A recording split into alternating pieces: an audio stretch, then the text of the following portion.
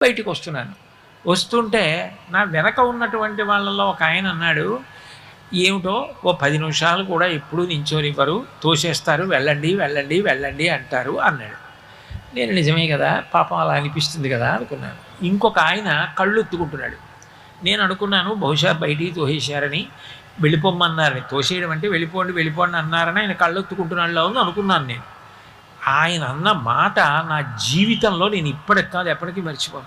ఆయన అన్నాడు, శ్రీచక్రం టీవీ ఎప్పటి నుంచి నించున్నాడు, కింద నించుంటే నాలాంటి వాళ్ళు కనపడరని ఆ పద్మపీఠం మీద కాలు కదపకుండా అలాగే నించున్నాడు కదా, నించుని కాళ్ళు నొప్పెట్టవా స్వామి, ఒక్క 10 నిమిషాలు నీ కాళ్ళు పట్టే అనుగ్రహం ఇవ్వవయ్యా, ఎంత నిలబడ్డావయ్యా మా కోసం, నిలబడి మమ్మల్ని చూస్తూ అలా ఉండిపోయావా, మేము కనపడలేదు అంటామేమోనని మా